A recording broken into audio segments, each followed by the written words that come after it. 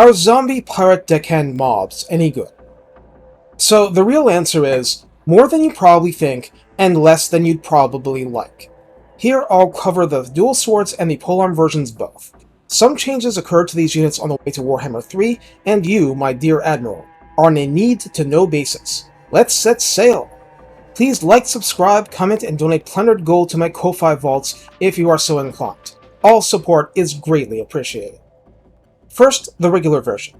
Coming in at 160 models on Ultra, the Deckhand mob costs 300 gold to recruit, with 75 upkeep per turn. Health is an even 12,000. Armor is 50. Let's stop here for a moment and consider the basic zombies. 100 gold recruit, 25 upkeep, 12,320 hit points, 0 armor.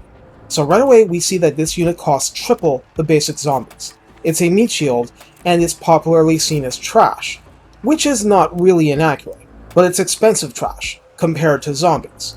Then again, there's only one true zombie unit, and the vampirates do not use skeletons, as in the units. Leadership is 35 at the start, equal to regular zombies. Speed is 23, equal to regular zombies. Melee attack is 17, and normal zombies start at 5, so we see a bit of a difference already. Attack interval is 4.3, no splash attacks. Melee defense is 15, which is certainly low in the big picture. Weapon strength is 29, and I'd put good gold nuggets down that you had no idea they hit that hard. This is split between 22 base and 7 armor piercing. Charge bonus is 10, which is not literally nothing, and mass is 90. They're zombies, so they're undead and cause fear. They're also aquatic, which means that they don't move even slower with shallow water and have bonuses to attack while in water, but there's not much water combat on most land maps.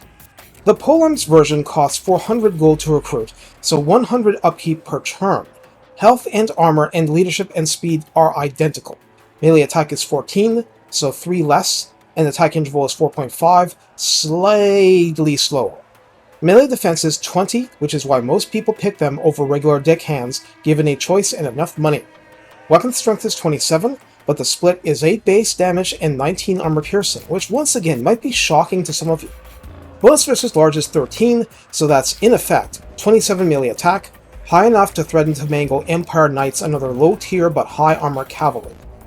Charge bonus is 3, which isn't shocking for a polearm unit, and mass is 90 once more. And yes, this unit does have charge defense versus large and charge reflection, if you can induce an enemy to charge straight in after all. The low foot speed of this unit makes that a challenge. 2 little things to note. First, all formations are fairly loose, though the entities are small and often hunched, affecting how easily you can shoot over them in some cases. Some. The other is that they do not, in Warhammer 3, have the expendable trait. Be forewarned. Proceeding to the Lord Redline tree, held together by screws, grants a maximum of +6 leadership and +6 melee defense. It is important to note that melee attack is not boosted. This skill affects depth guard for later, but in the meantime, it greatly adds to the staying power of your fodder, since crumbling is as big a threat as the actual enemy. If, I repeat, if your deckhands manage to reach rank 7 to begin with, something I find to be a challenge in the Vampire Coast roster, but which is made easier by certain campaign dilemma events. Deadly March adds +18 armor, an unusually high number, +8 melee attack, another very good number, and 15% missile resistance, which is just gravy, tasty gravy. I mean, here's something to remember about this roster. No one has a shield. No one. You're going to get shot.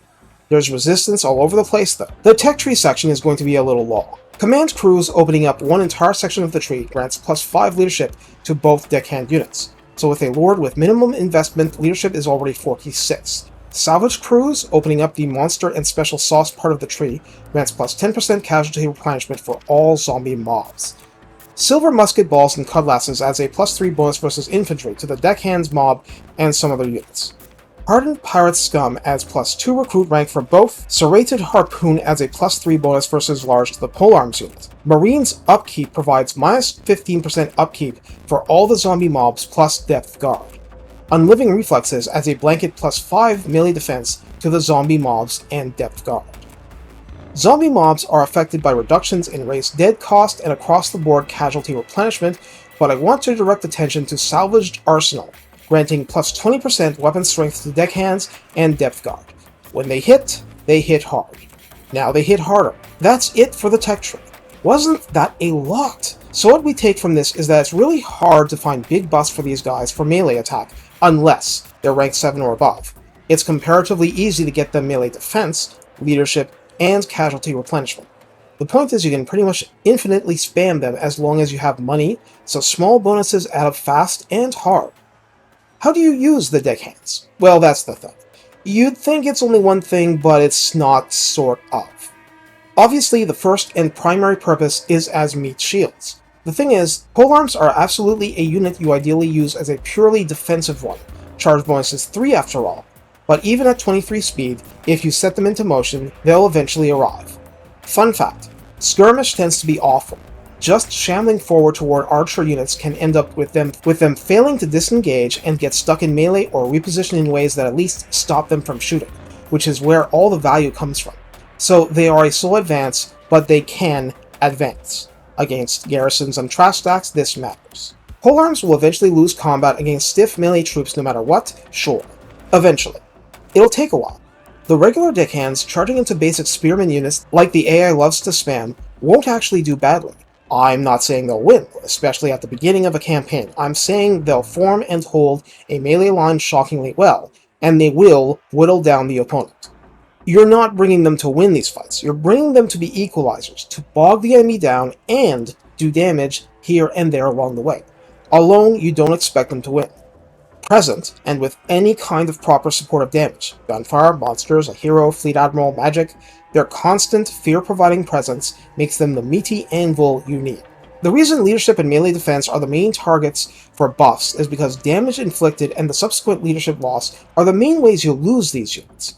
In that sense, all zombie units are ticking time bombs. It's just that you'll be amazed at how long they seem to last unless a battle is truly beyond the point of no return. So you block, you bog down, you use them to clog up the works, and that is how you succeed. If you want them to do more, the thing is there's almost zero synergy with the lore of the deep available. The direct buffs and debuffs, you want lore of vampires. The healing is a way to dig yourself out of cheap damage too. What lore of the deep is great at, even fantastic at, is annihilating blobs created by the enemies dogpiling on your poor, overwhelmed deckhands. You try to avoid your own zombies, yes, but that's the thing. They're not literally expendable, but they're close enough that killing 5 times the enemy with a spell is almost always worth it.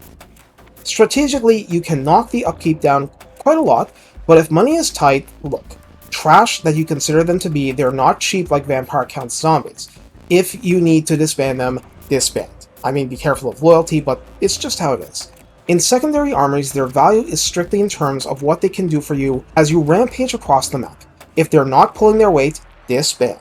As a practical matter, you're often using Raised Dead for emergency recruitment or to fill the ranks in a deep raiding army. Like I said, it's kinda hard to get them to rank 7 naturally.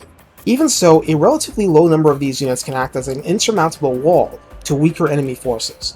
They simply won't get through to your juicy stuff in time. Mileage will vary against more elite forces, but that's what the rest of the roster is for.